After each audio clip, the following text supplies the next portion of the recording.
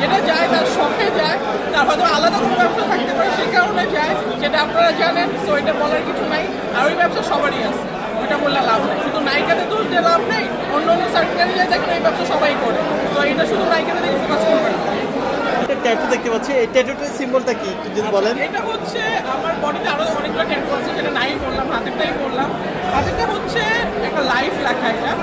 এটা হচ্ছে বেসিক্যালি হচ্ছে আমি বেঁচে আছি, ভালো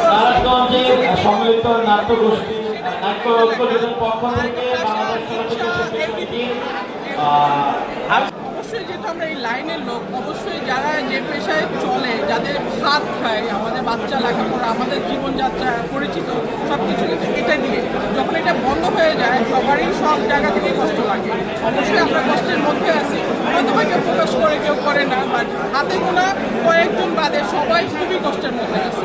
এই ফিল্মের নিয়ে এই কাজ না হলে একটা মানুষের যে কাজটা জানে, এই কাজটা করতে পারে, সেই হাতের কাজটা যখন বন্ধ হয়ে যায় তখন তার কী থাকে? কিছুই থাকে না, শূন্য খালি হাত থাকে। তো আমরা এখন সবাই শূন্য হাতে আছি, এটা কিন্তু বুঝতে হবে। প্রথমত মিলন মেলা সবসময় ভালো লাগে। মিলন মেলাই তো ভালো লাগার জন্য একটা জিনিস, এই কারণেই সবাই মিলিত হয়।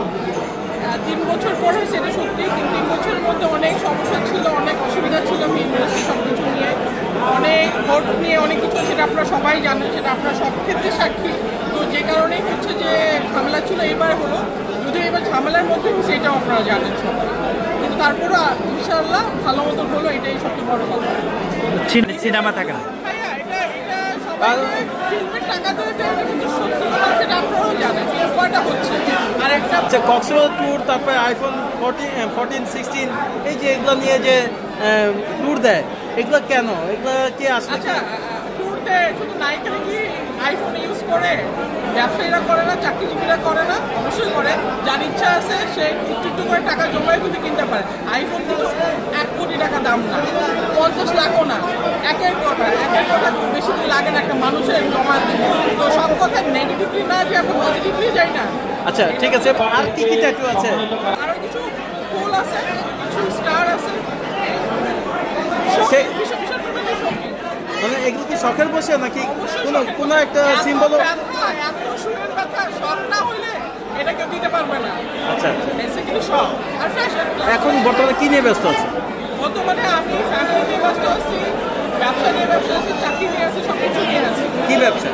আমি হচ্ছে বাংলাদেশ আর্মিতে আছি, এটা আমার জব। আচ্ছা, আর ব্যবসাটা? ব্যবসাটা আমার জিম বিজনেস। আমি জিমের একজন ওনার, আমার 4-5টা জিম আছে এবং আমি সব সাইডে, আমার মেয়ের জামাইও আছে, আমার মেয়েও দিয়ে দিয়েছে, এভরিথিং সব কমপ্লিট আমার, আলহামদুলিল্লাহ। ঠিক আছে। যমুনা টিভিতে যমুনা টিভি হচ্ছে আমার নিজস্ব চ্যানেল, তো যেখানে যমুনা একটাও পাইলাম না আমি। যমুনায় নাই, আমি এটাতে ইউজ করি না, আমি যমুনা দিয়ে ইউজ করি। আচ্ছা আচ্ছা, যমুনাতে কে ইন্টারভিউ নিচ্ছে? আচ্ছা আপনার একটু নাম পরিচয় একটু বলেন। আপনার এটা একটু আবার একটু বলেন। হ্যাঁ, নাম পরিচয়। না, আমার নাম পরিচয়। আচ্ছা আচ্ছা, আমার ব্যাকগ্রাউন্ড নেই একটু।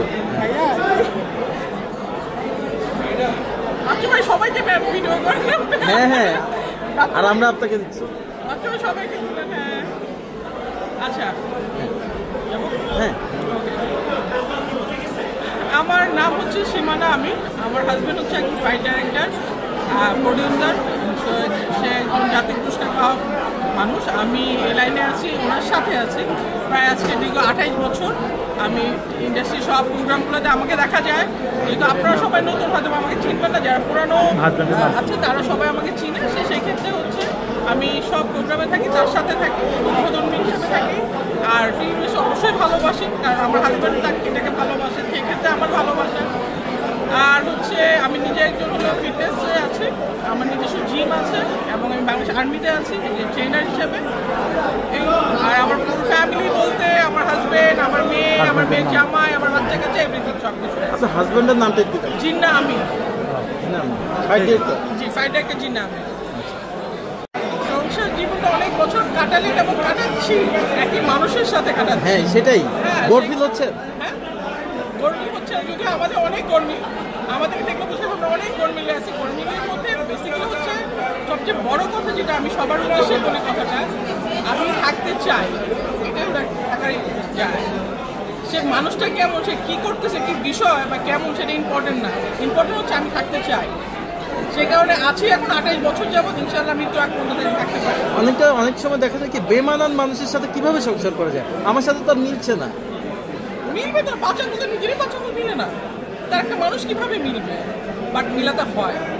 ভালো থাকতে হলে, নিজেকে ভালো রাখতে হলে, নিজেকে ভালোবাসতে হলে, ভালোভাবে বাঁচতে হলে, নিজের কাছে নিজে অপরাধী বোধ না হলে, ভালো রাখার জন্য হলেও অমিলকেও মিল করা যায়, এটা কোনো বিষয় না। আচ্ছা, আপনার কাছে ভালোবাসার সঙ্গটা কি? ভালোবাসার সঙ্গে ভালোভাবে দুজনে এক ছাদের নিচে থাকা দীর্ঘদিন। আচ্ছা, এখানে পানা দানার একটা বিষয়। এত কেন চাহিদা লাগবে মানুষের? এত চাহিদা কি একটা মানুষ কি রাস্তায় দিন কাটাচ্ছে না, বছর কাটাচ্ছে না? সব কিছু কি বিলাসিতার মধ্যে যেতে হবে? বিলাসিতার মধ্যে কোনো সুখ নাই। যারা পেয়েছে তাদেরকে জিজ্ঞেস করে, বিলাসিতার মধ্যে কিছু নাই। ভালো থাকার মধ্যে, ডাল ভাত খাওয়ার মধ্যে সব কিছু। আপনার কথার ভিতরে অনেকটা অভিনেত্রীর ছাপ আছে, অভিনয় করেছেন? অভিনয় বাসায় তো করি জামাইয়ের সাথে, তো সেই কারণে হয়তো বা ছাপ। আর ফিল্মের লোকের সাথে যেহেতু থাকি হয়তো বা, আর এদের সাথে চলাফেরা করতে করতে হয়তো বা একটা আসতে পারে। বেসিক্যালি আমি অভিনয়টাকে কতটুকু এনজয় করেন? অনেক অনেক অনেক বেশি, অনেক যেমন বেশি। যদি এক্সপ্লেন করেন। মানে এত কষ্ট, এত রোদে পুড়ে মেকআপ করে এত কষ্ট করা, এটার থেকে মনে হয় আমার ঘরে রান্না বান্না, ঘর গোছানো, বাচ্চা কাচ্চা মেনটেন করা, এটা অনেক বেটার। ওকে।